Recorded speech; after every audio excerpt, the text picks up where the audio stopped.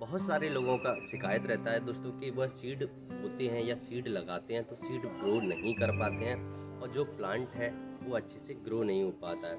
अगर seed grow भी हो जाते हैं तो वो परसेंटेज रेट ग्रोथ का नहीं आता है जो वो उम्मीद रखते हैं।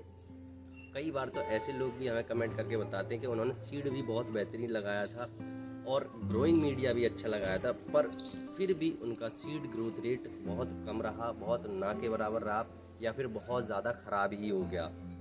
तो दोस्तों, आज इन सारी समस्याओं का सॉल्यूशन हम देंगे केवल 5 पॉइंट के अंदर। तो वीडियो में बने रहें और अगर आप चैनल पर नए हैं तो चैनल को ज़रूर सब्सक्राइब कर लें, क्योंकि आने वाली नई वीडियोज़ का नोटिफिकेशन आपको जल्दी से मिलता रहे। तो स्वागत है दोस्तों आपका आप ही के यूट्यूब चैनल टेढ़ी बगिया में। दोस्तों, मैं हूं Vikas Rathore, BSc agriculture and food preservation and canning. दोस्तों, सबसे पहला पॉइंट है बीज उपचार यानी कि सीड ट्रीटमेंट। तो सीड उपचार करना बहुत ज़रूरी है, क्योंकि प्लांटेशन ग्रो होने से पहले सीड को ही हम बोते हैं और सीड बोने के बाद जब हम उसको ग्रोइंग मीडिया में छोड़ देते हैं तो वो सीड जो है नमी के कारण या फिर किसी भी फंगस के कारण ख़राब होने लगता है। या फिर आप ट्रे में बो रहे हैं या सीधा ज़मीन में बो रहे हैं, उससे पहले बुआई से पहले आप अपने जो सीड्स हैं उनको किसी भी फंजीसाइड से आप मिला लें, यानी कि उसमें लगा दें अच्छे से फंजीसाइड, और उससे ट्रीटमेंट हो जाता है उनका साइड का। जिससे क्या होगा, हमारा सीड जब ग्रोइंग मीडिया के अंदर दबाया जाएगा तो वो ख़राब नहीं होगा।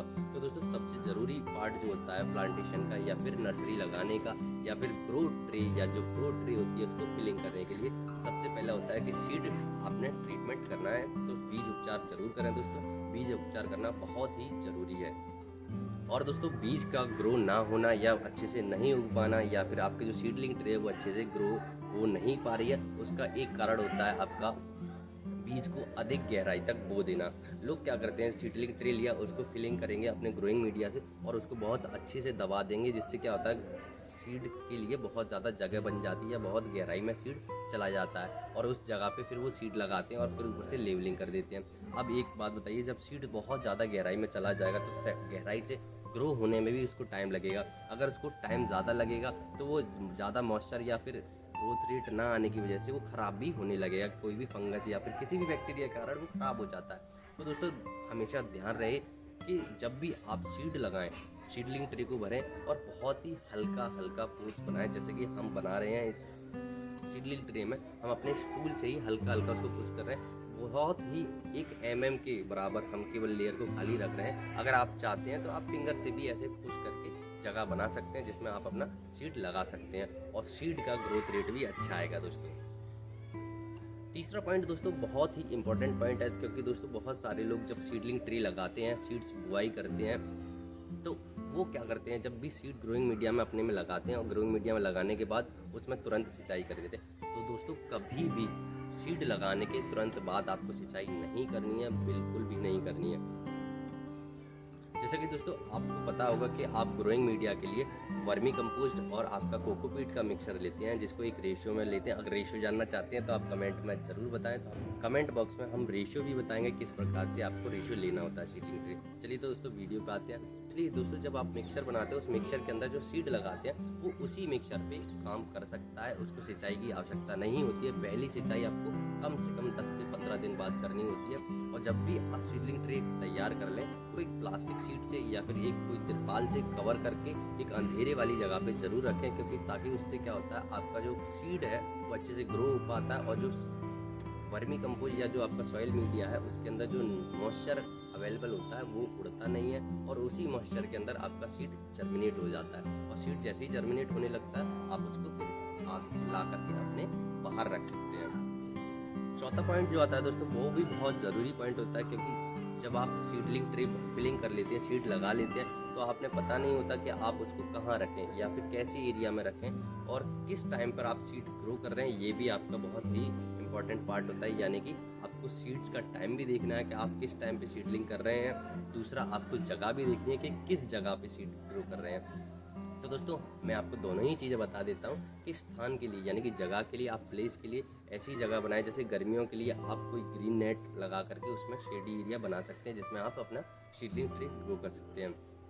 और सर्दियाँ हैं तो एक प्लास्टिक से कवर करके एक हाउस बना सकते हैं, जिसको पॉली हाउस भी कहा जाता है। बड़े लेवल पे जो बनते हैं उससे आप छोटा लेवल भी बना सकते हैं। और दोस्तों, अगर आप बारिश के अंदर सीड्स ग्रो करना चाहते हैं तो उसके लिए आप अपने जो भी हाउस है या फिर आप कोई भी पॉली हाउस है उसके नीचे का लेयर हटा दें और बाकी के ऊपर का लेयर रखें, जिससे कि छत पर रहे, छत पर जो भी प्लास्टिक है वो लगी रहे, जिससे कि बारिश जो आए वो सीधी जो है आपकी सीडलिंग ट्री पर ना टकराए, जिससे कि आपके सीड्स बाहर निकल कर खराब ना हो जाए। और सीडलिंग करते समय इन बातों का ध्यान जरूर रखें कि आपको हमेशा, अगर गर्मियां हैं तो ग्रीन नेट में रखें, सर्दियां हैं तो पॉली हाउस में रखें, और बरसात है तो शेडी एरिया में रखें या फिर किसी भी तिरपाल के नीचे, या फिर जो भी आपका पॉली हाउस होता है उसमें भी आप तिरपाल लगा करके कर सकते हैं, पर उसमें हवा का आना जाना बना रहे। और वो उस सीडलिंग ट्रेस को क्या करते हैं, सीधा सनलाइट में या फिर खुले एरियाज में रख देते हैं। तो दोस्तों कभी भी भूल कर भी अपने सीडलिंग ट्रेस को सीड लगाने के बाद तुरंत सीधे सनलाइट में या फिर खुले एरिया में नहीं रखना है पहले। और दोस्तों सीडलिंग ट्रे लगाने का सबसे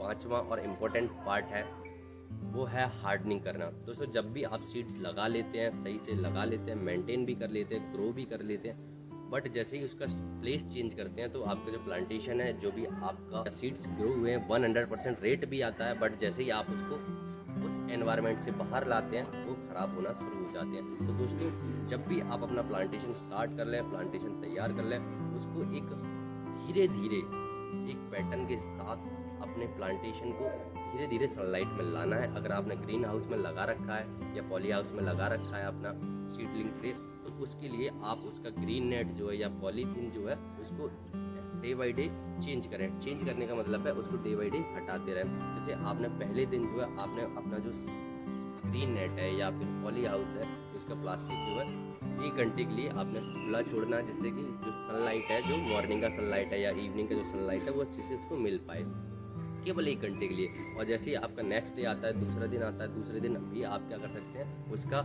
ग्रीन नेट हटाएंगे, शेड हटाएंगे, बट वो भी पहले हमने 1 घंटे के लिए हटाया था, अब 2 घंटे के लिए हटाएंगे। यानी कि ऐसे धीरे धीरे करके हम उसका टाइमिंग बढ़ाते रहेंगे, और जो हमारा पौधा होगा, जो अपना स्टेम्प होगा या रूट्स होंगी, लीफ होंगी, वो उनको अच्छे से मेंटेन कर पाएगा और आपको हार्डी और बाहरी एनवायरनमेंट में टिकने के लिए तैयार कर पाएगा। तो दोस्तों जब भी आप सीडलिंग ट्रे ग्रो करें तो इन 5 पॉइंटों को जरूर याद ध्यान में रखें, और अगर आप इन 5 पॉइंटों को ध्यान में रखते हैं तो आप अपना सीड का ग्रोथ रेट जो है पूरा 100% ग्रो पाएंगे। और दोस्तों वीडियो में दी गई जानकारी आपको कैसी लगी हमें कमेंट में ज़रूर बताएं, और अगर आप ऐसे ही नॉलेजेबल वीडियो गार्डनिंग से रिलेटेड टिप्स एंड ट्रिक्स जानना चाहते हैं तो अपने ही यूट्यूब चैनल टेढ़ी बगिया को जरूर सब्सक्राइब करें और बेल आइकन को ऑन जरूर कर लें, ताकि न्यू वीडियो का नोटिफिकेशन आपको समय से पहले मिलता रहे। और दोस्तों अगर आप सीडलिंग ट्रे ग्रो नहीं करना चाहते तो आप किसी भी दूसरे मटेरियल में भी सीड्स ग्रो कर सकते हैं, जिस पर हमने कुछ वीडियोस बना रखे हैं, जहां हमने अपने सीड्स जो है दूसरे किसी मटेरियल पर ग्रो किए हैं। तो आप इन वीडियोस को भी जाकर देख सकते हैं और यहाँ से भी बहुत सारी जानकारी आपको सीखने को मिल सकती है। तो दोस्तों मिलते हैं फिर किसी गार्डनिंग के टिप्स एंड ट्रिक के साथ या फिर किसी गार्डनिंग ब्लॉग में। ओके दोस्तों, bye bye, tata, happy gardening दोस्तों।